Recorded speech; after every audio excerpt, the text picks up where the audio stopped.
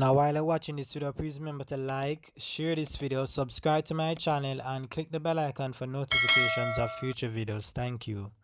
Hello there, welcome back to my channel guys. Yes, today I have for you yet again another exciting video. And as you can see, the title suggests, does the three angels of Revelation promote Sabbath keeping? This is what we want to talk about in this video. Now, I'm going to keep this video as short as possible, right? So this is more going to be of a discussion because there is not much to really talk about where the three angels' message is concerned, right?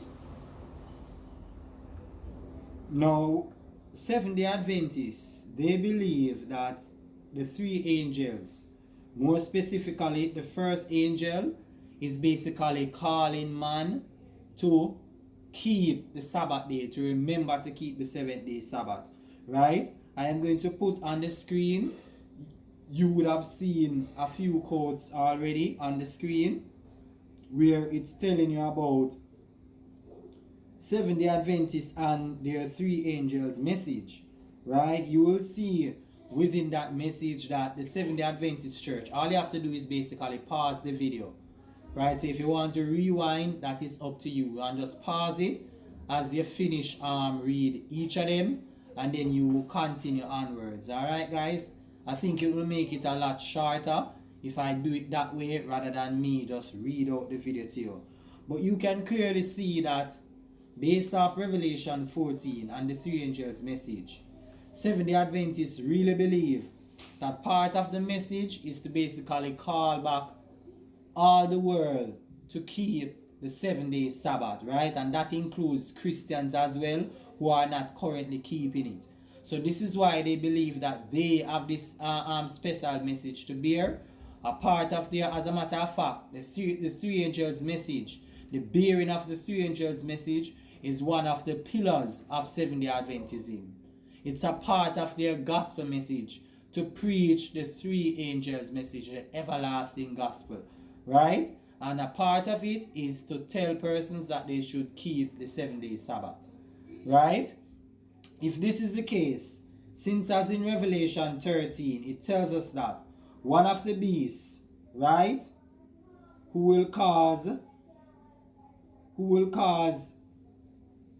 that as many as would not worship the image of the beast should be killed. You find that in Revelation chapter 13 verse 15. And it says, and he caused it all, both small and great, rich and poor, free and bond, to receive a mark in their hand or on their foreheads, and that no man might buy or sell save he that had the mark, or the name of the beast, or the number of his name. Right? Here is wisdom. Let him that hath understanding count the number of the beast, for it is the number of a man, and his number is 666, which is 666. Right?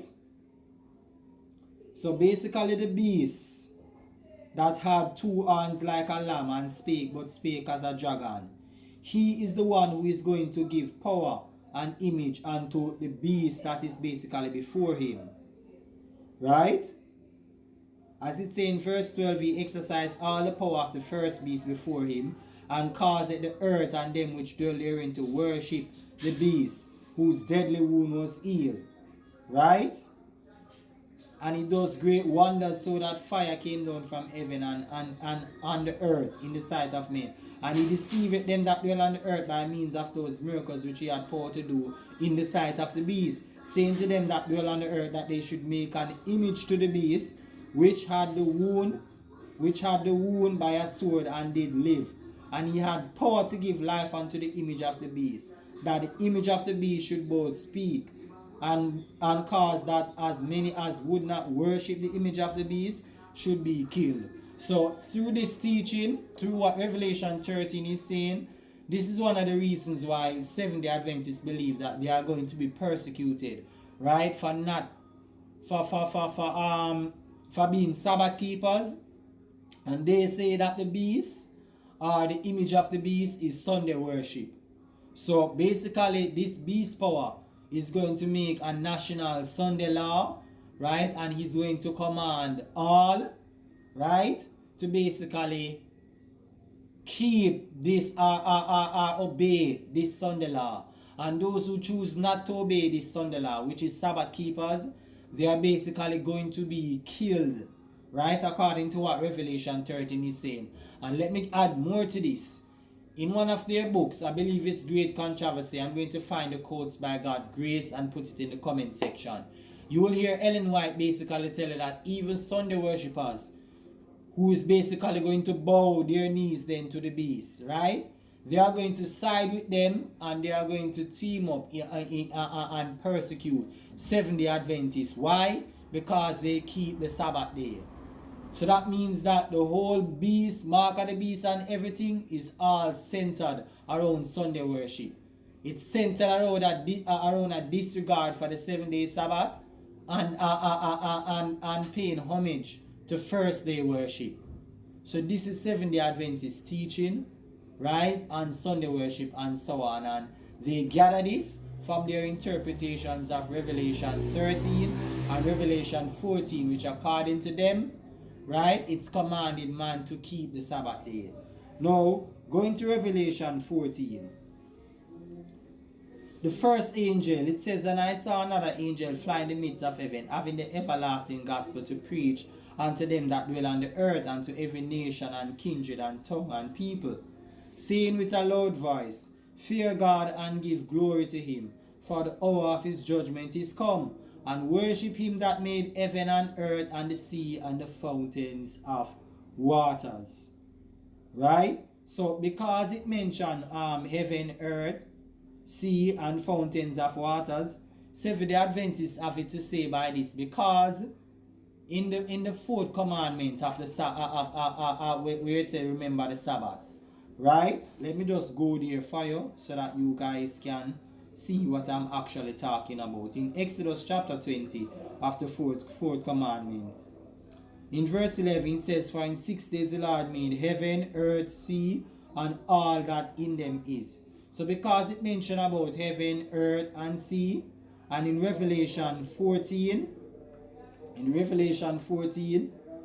the first angel message, he spoke about heaven, earth, and sea, right? So they see this as a mimicking of the fourth commandment, because it mentioned about heaven, earth, and sea, and fountains of water. So this angel is basically mimicking the fourth commandment, and as such, he's calling back man to keep the 7th-day Sabbath.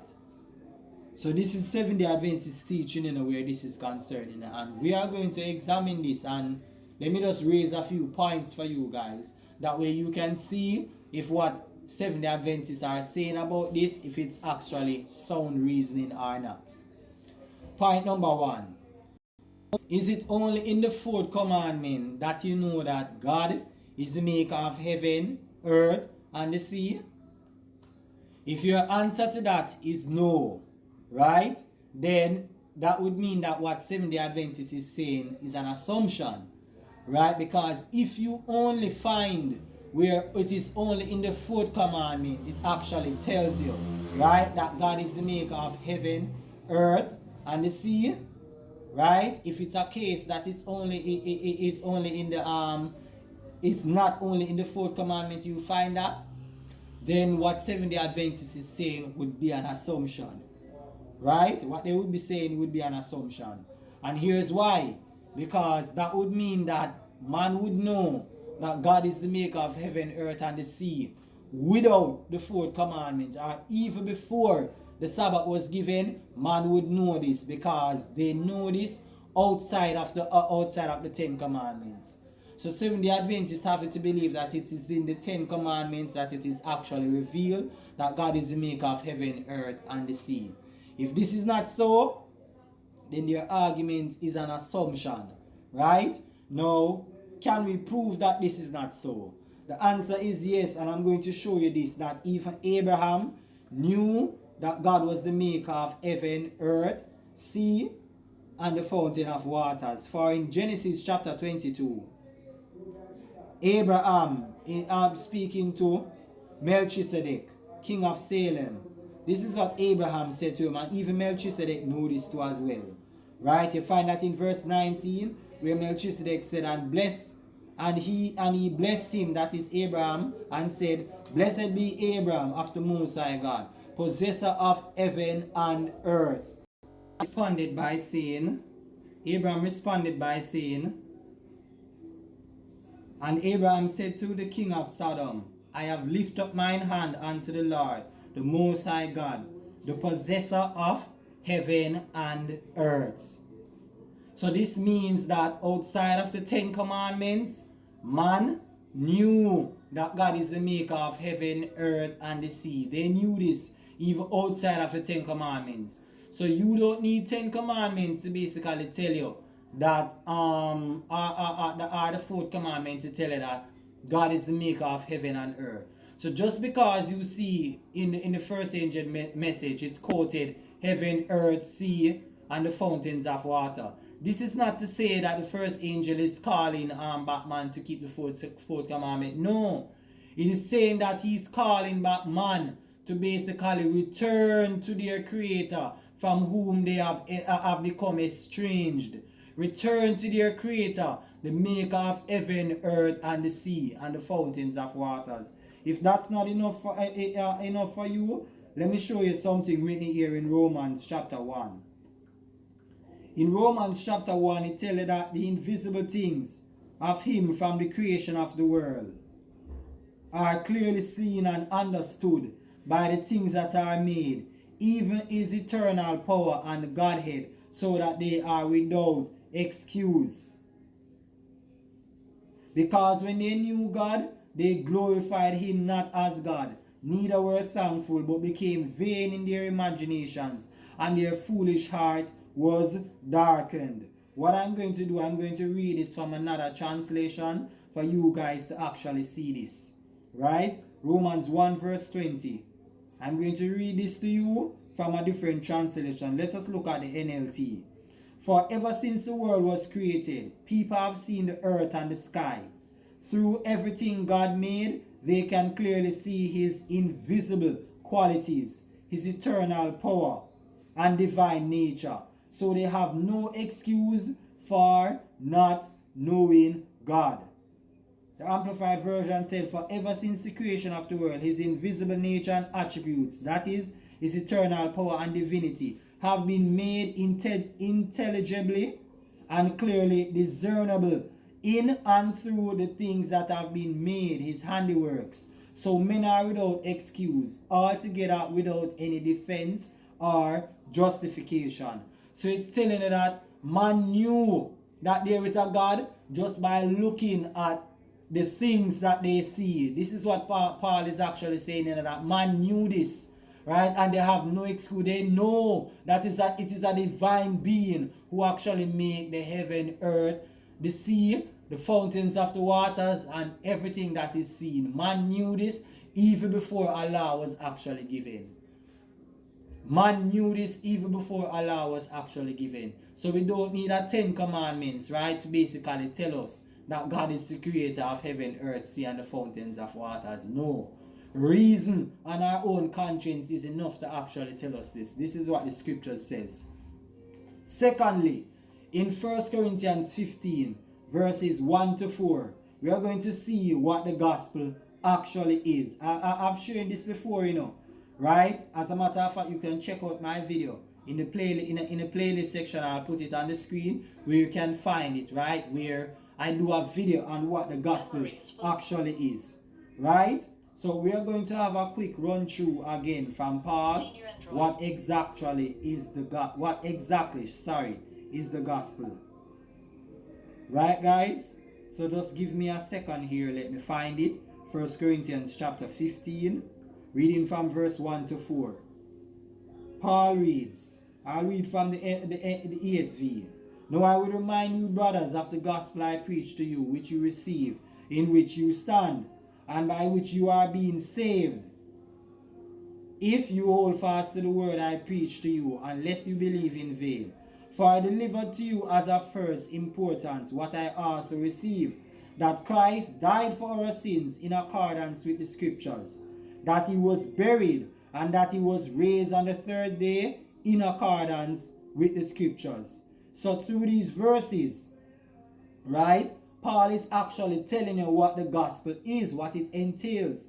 It entails Jesus' death, burial, and resurrection. Jesus going on the cross for our sins. That is the gospel. And what is sin? Sin is lawlessness. Right? 1 John 3, I think it's verse 4. Sin is lawlessness. And lawlessness for the Jews is a transgression of the law. Lawlessness for Gentiles, since Gentiles were never given the law. Right? Lawlessness for them would be disobedience to the will of God. For nature, the Bible tells us, Paul tells us, that nature reveals to man what is right and wrong. So therefore the Gentiles, we knew what was right and what is wrong by nature. Right? Not the law. So one party, sin is going against the law, and another party, sin is disobedience to what is revealed. My apologies for that, guys. Sin, another party, sin is disobedience to what is actually, or what was actually revealed. That is the Gentiles. Right? So therefore, if this is the case, then what is the first angel actually preaching, and what is the gospel? It is the very same gospel that Paul preached. Right? It is the very same gospel that Paul had preached to the Gentiles. He himself said that if anyone come and preach any other gospel, there should be a curse, even if an angel come and preach any other gospel. So therefore the first angel could not have been preaching another gospel different from what Paul had actually preached. Now, of course, where these angels is concerned, it is not to be taken literally, right? Because the book of Revelation, it is a book that uses symbols and so forth. Therefore, you cannot take them literally. Of course, it doesn't literally mean that an angel is going to go about and actually preach the gospel to people. I don't believe that, right? I think angels, when it says angels actually go about and preach the gospel, it is actually talking us, right? It is actually talking us and not literal angels, right? So the first angel is preaching the gospel that Paul had preached to the Gentiles. And does this gospel involves the law of God? No, it doesn't involve the Torah, and it can in no way talking about it can in no way be talking about the fourth commandment, because the gospel, right, and the law cannot go hand in hand.